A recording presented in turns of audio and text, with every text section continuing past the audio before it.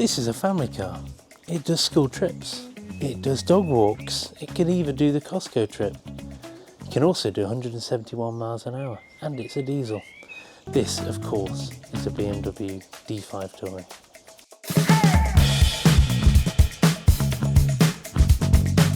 So I'm on the lookout for the perfect family car for a petrolhead. And I may have peaked too early because 2 videos in and this Alpina D5 Touring represents one of the best all-round packages you are ever likely to find.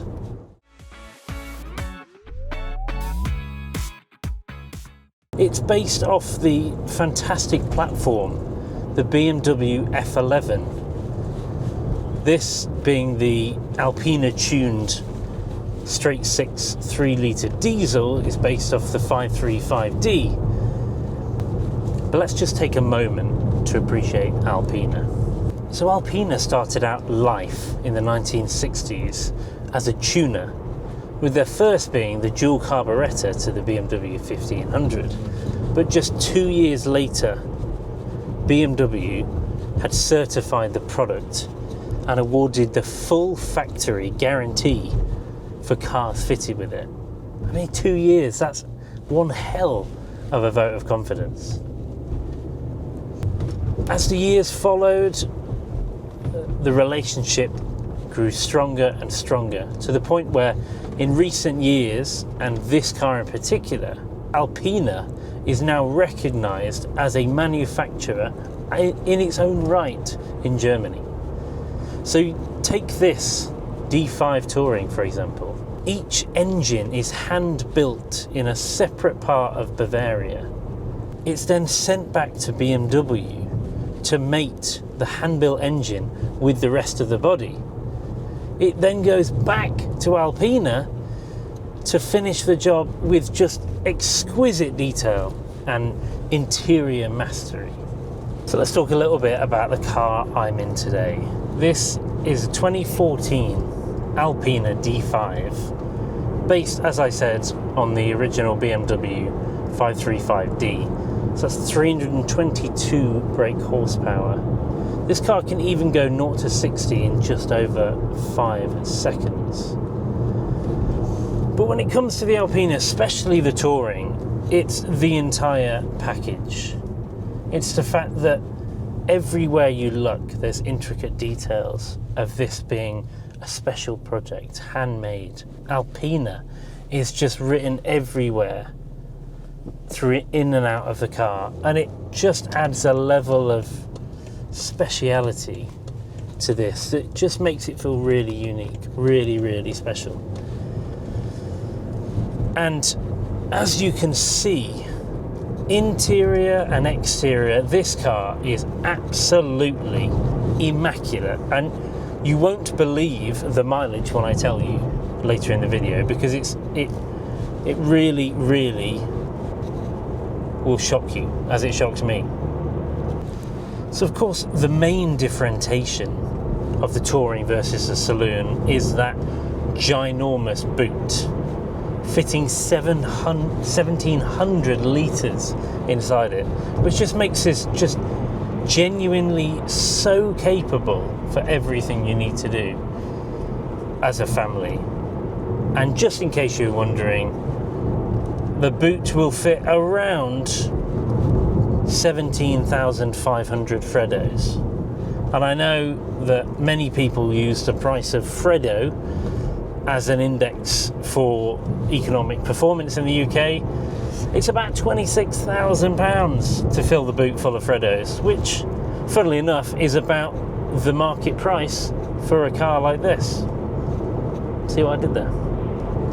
Now, I'm just driving around British B roads, and I've got this car currently in the normal comfort mode, and it's fine. It soaks up the bumps really, really easily.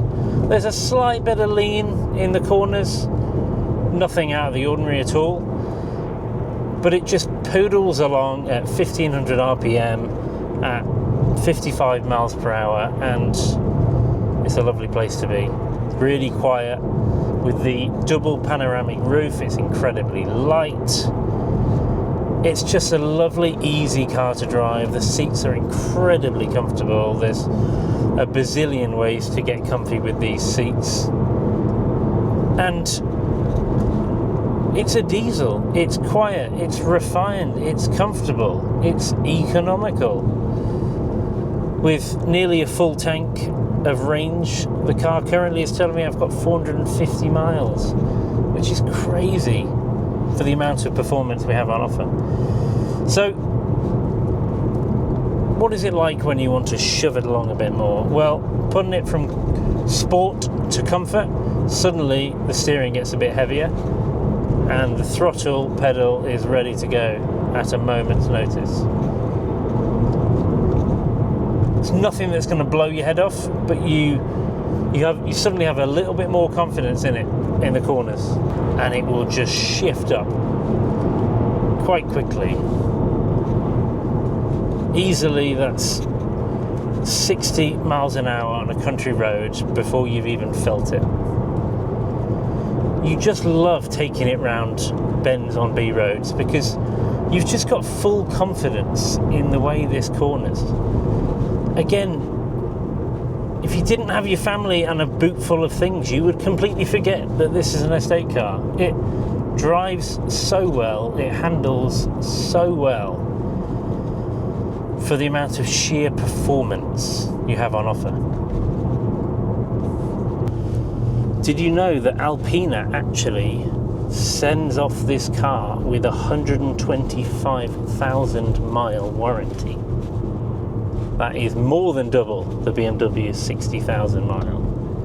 Such is the confidence in the way in which this car was built, and you can feel it.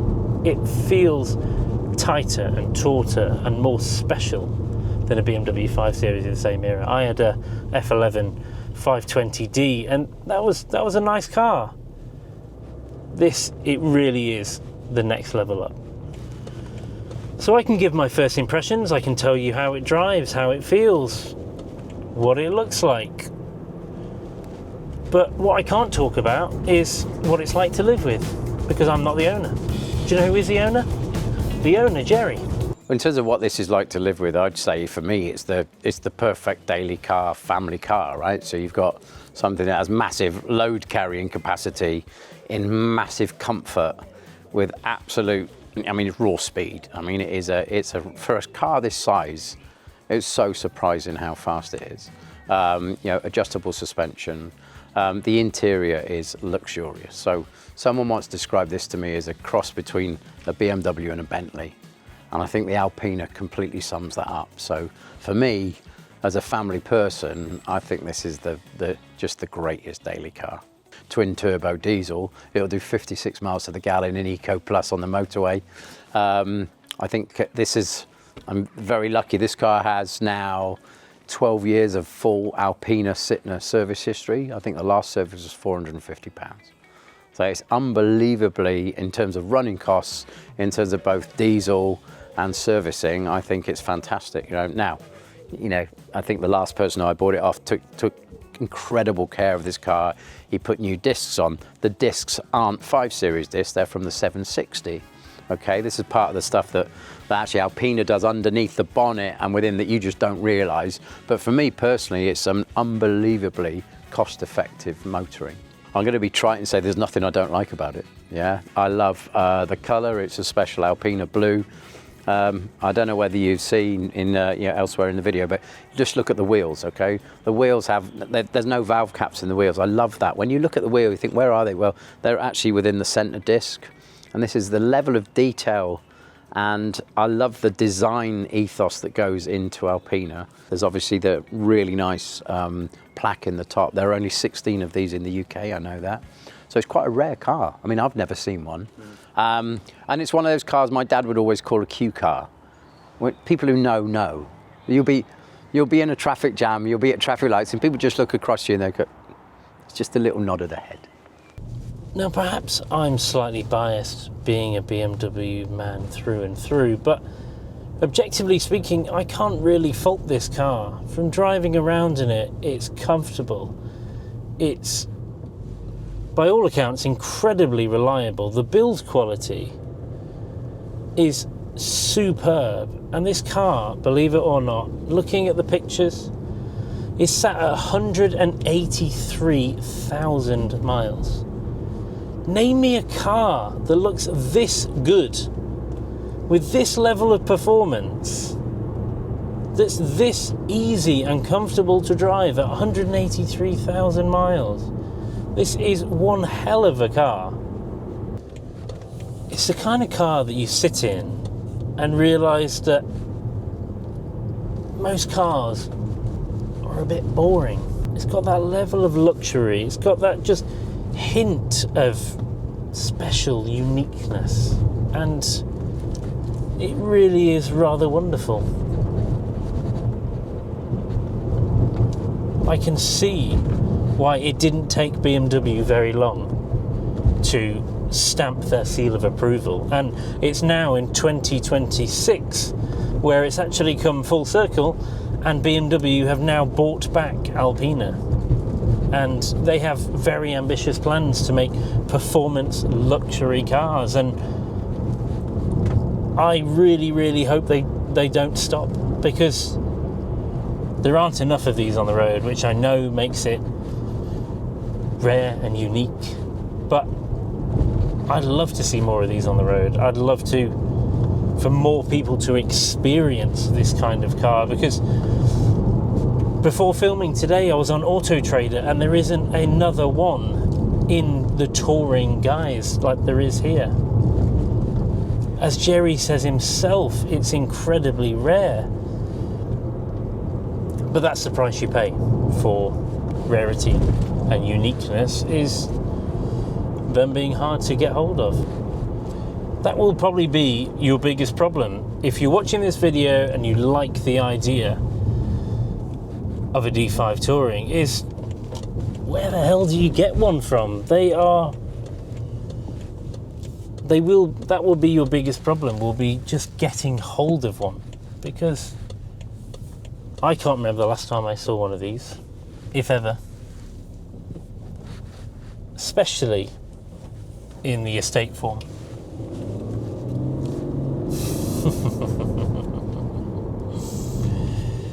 Oh, I like this car, it's good. If you've liked today's video, please give it a like. If you haven't done already, please subscribe. Please see below for my list of all cars that I want to get on the channel, which I think represent incredible value for money when it comes to a daily petrolhead family car. If you've got a car that you think should be added to the list, let me know. If you've got a car to film on the list, please let me know. I'd love to visit you. But if not, thanks for watching, and I'll see you soon. Cheers.